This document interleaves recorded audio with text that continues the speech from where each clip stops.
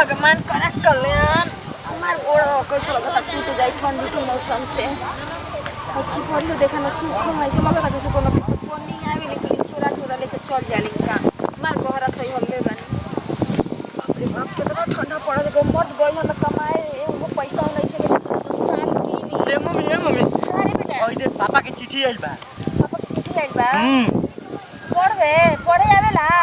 का करी माई हमनी के पानी जे गरीब नु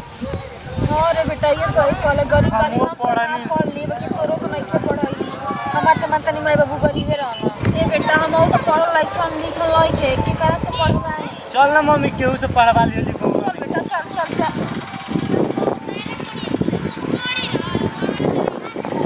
चिट्ठी में का लिखल है बानी ए बेटा आई उठा ले चल जा चिपरिया नहीं रहे तो बाद में जाई छोड़ दो बाद में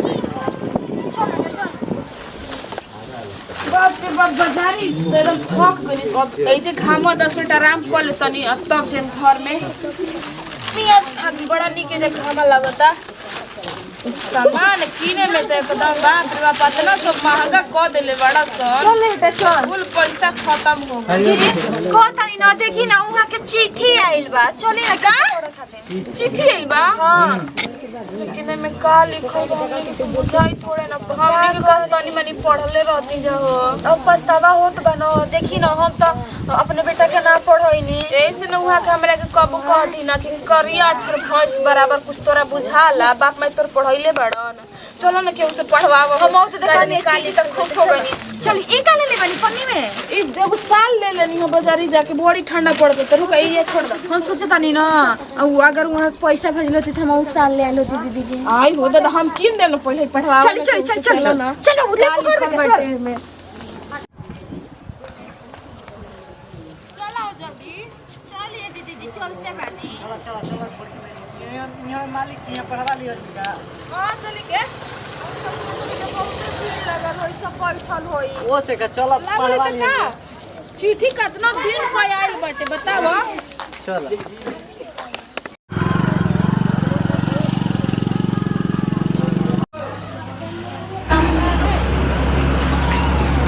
थोड़ा सी मिलता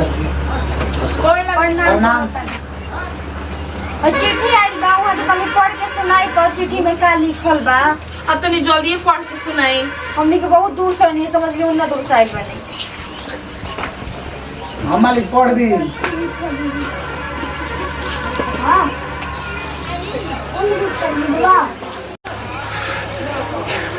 ये देतलस पढ़े के हमें के पढ़ल का बता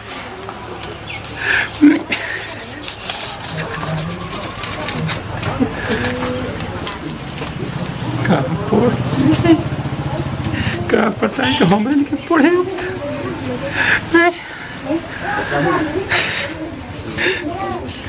इतना धन दौलत सब पैसा कौड़ी होके पढ़े लिखे होते आज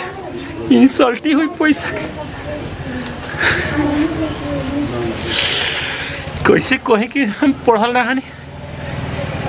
बुझाते नहीं के का लिखल बा आज इंसल्टी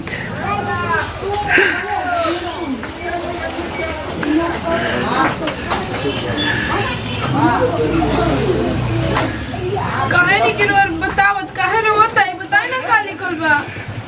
बताए मन का लिखल बा काहे रोता नहीं बताई ना का बात हो दीदी जी काहे रोता नहीं लगो तो कुछ गलत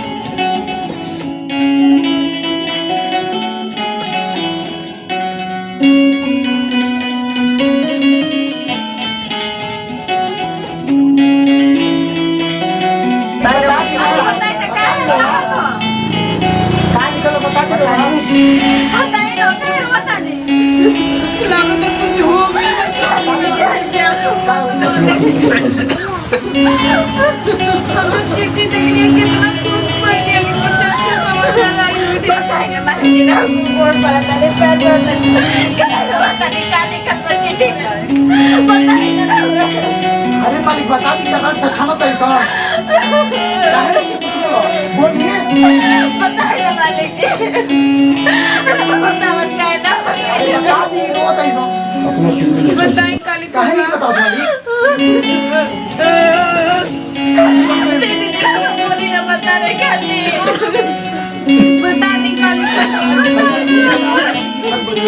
पढ़ के बता दी तो कब की लिखल बा बताई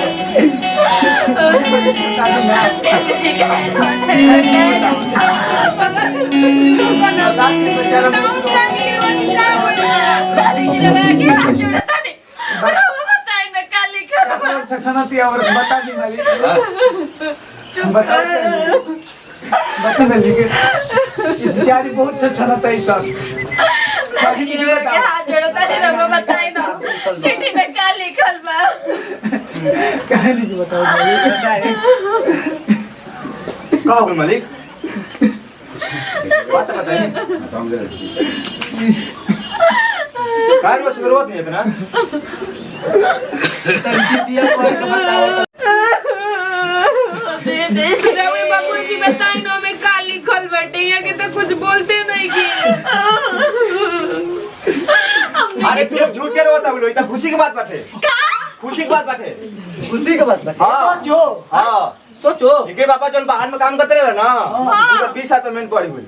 20,000 हां बाप रे बाप भाई हकिया के काहे ना बताओ इतरानिया हैं पहले से काम करते रहे भैया ना उनका हैकर पापा हां आ 20,000 पेमेंट बढ़ गई 50,000 हो गई 50,000 बता तो जरूरत का बनी है के हां बताओ मालिका रोत ए मालिका काय होता आज टेंशन करे तनी उहे टेंशन 20,000 मोर गोल मतलब 50,000 हां बताओ नहीं को बाबू, को से मिठाई का बटवाई मम्मी टाई फूल माले कहिए रुको तारा खाती एकदम बस जाई मालिक जी लोग घरे आवे लायक नहीं कितना खुशी के बात मन मन का 50,000 रुपया अगर रोता नहीं हमनी के रोवा देनी है ओसे तो मेरे हाथ सुना करू हमर मालिक कैसा ना बात बनाई सन कि मैं जो शब्द लिखल बानू आज यहाँ के भूखल बानी ई शब्द ना पढ़ सकिला आज ना ना बाबा ई बात नहीं खे हां बतावे के चाहिए रहुआ के हमनी के दूसर दुआर देखले होते रोवा देनी आंसू मार बोई गई मालिक हम के झूठे में रोवत रहले देख लो दोनों लोग को पढ़ावे खातिर चिट्ठी हमरा भी दिलू लोग भगवान की कृपा से बाबू माई के दुलार से हमू ना पढ़ने आज धन दौलत पैसा कौड़ी सब भरल बउए लेकिन वो चिट्ठी ना पढ़ने यानी अनपढ़ बानी पढ़ल लिखल नहीं की आज पढ़ल लिखल रहती तो हमू पढ़ देती अब बताओ हाथना धन रहते हुए एगो हई लड़का पढ़ल बा देखो हमरा से तो पढ़ देते ये ना बा तो कहे के चाहते साफ सब के हमरा पढ़े ना वो काहे के मालिक जी हमनी के एक टोला से वो टोला नहीं रहुआ से पढ़ावे खातिर और रहुआ मार खुशी के मौका पे रोवा देनी है ए बाबा ई मालिक भी दूसर फोन चलो हाय जरा ठीक नहीं के चलो घरे तो ना पढ़िया मार पैसा बानी बंक के से कहां के वीआईपी बानी और पढ़ले ना बानी जाए बाबूआ भगवान करे तू तुझी ऐसे तोहर माई के तो नहीं तुम लइका तो होते रहती जा बेटा को नहीं आता है भगवान हमनी के मुआ देते ना जाइए जाए चुप है महाराज काहे के महाराज हम भाई नु जाम लोग पड़ोरा का हम भाई कहले भाई नु यही से कहल जाला कि पैसा धन दौलत सब भरल रही लड़का ना पढ़ी तो सब बर्बाद बउए सब आज नु पढ़ाई लिखाई सब धन रहे अथवा ना तो लड़का के पढ़ावल लिखावल बहुत जरूरी बउए आज ले हमारो लड़का जोन बासन वनी के आज पढ़ा लिखा के हम बड़ इंजीनियर डॉक्टर बनाई नु है आज हमारे ई नौबत ना आई ई नाम नु है हसारत ना होई गांव के लड़का टोला महला के लड़की मेहरारू बोल के चल गली सब अब ऐसा धन रह के का हुई